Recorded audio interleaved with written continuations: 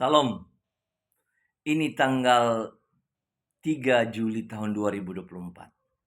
Saya ingin menjelaskan perkataan Paulus yang keliru di dalam Efesus 2 ayat 8 dan 9. Paulus katakan bahwa keselamatan adalah kasih karunia, pemberian Allah. Dan itu bukan hasil pekerjaan kita, bukan hasil usaha kita. Jadi jangan kita bermegah. Nah, kalimat Paulus ini keliru setelah saya mengkaji dan mengujinya, sangat keliru.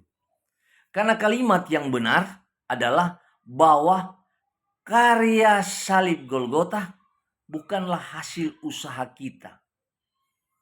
Tetapi itu adalah kasih karunia pemberian Allah Bapa.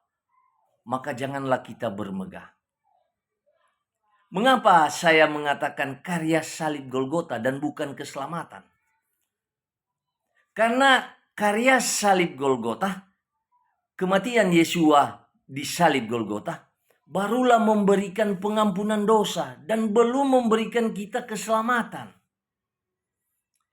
Itu barulah rancangan awal Allah Bapa yang pertama. Mengampuni dulu dosa kita oleh karya kematian Yesua di salib Golgota. Kemudian dari pihak kita menerima itu dan melakukan pertobatan.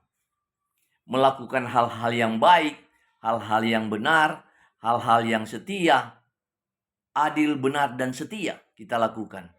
Maka pada waktu kedatangan Yesua yang kedua kali, dia akan menyelamatkan kita. Jadi karya salib Golgota belum memberikan keselamatan kepada kita, tetapi barulah memberikan pengampunan dosa. Jaminan. Belum keselamatan.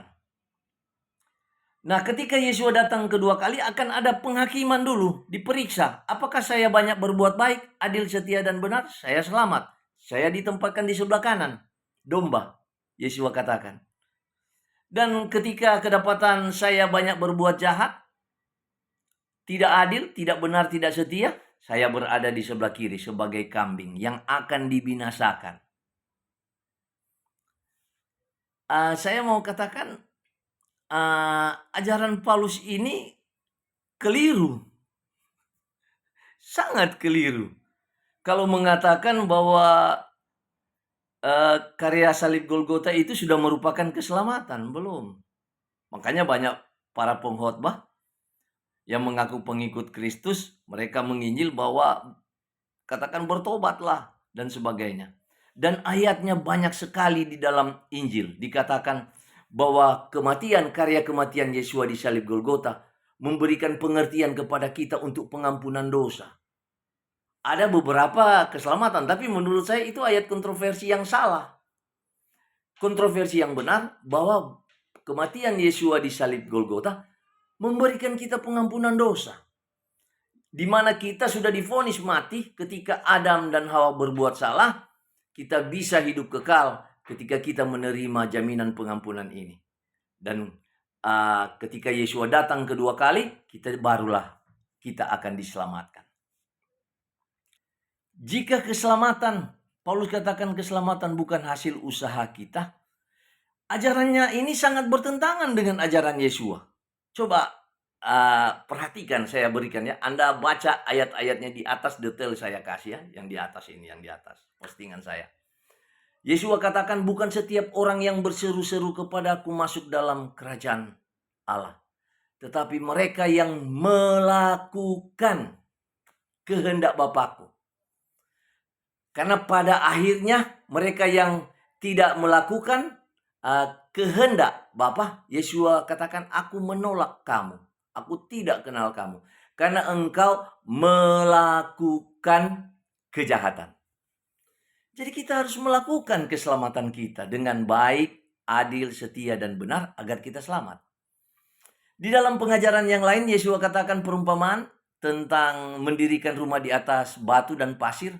Yesua katakan, mereka yang mendengar dan melakukan perkataanku, mereka seperti mendirikan rumah di atas batu, kokoh dan teguh.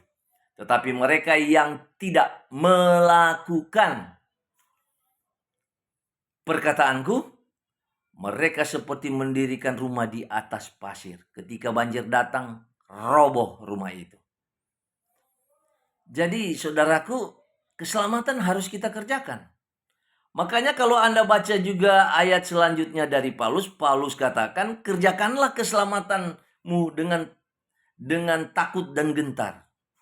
Jadi perkataan Paulus ini ada kontroversi loh. Dua kontroversi. Pertama, bukan hasil usaha kita. Kemudian yang kedua, dia katakan, kerjakan keselamatan dengan takut dan gentar. Yang pertama, bukan hasil usaha kita. Yang kedua, harus melakukan hasil usaha kita kan.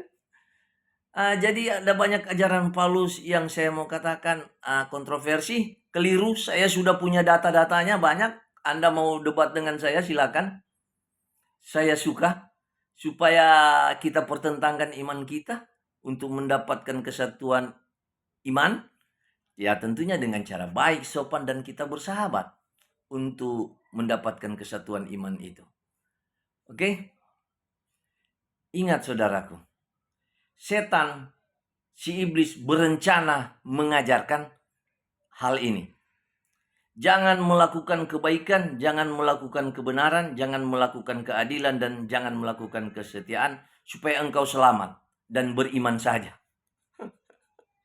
Itu ajaran setan si iblis agar Anda binasa. Dia tanamkan kepada Anda dan Anda supaya jangan melakukan kebaikan. Percaya saja engkau selamat. Ini rencana yang dirancang oleh setan.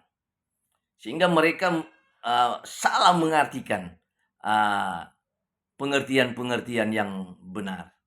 Semoga video saya ini menginspirasikan Anda. Salam.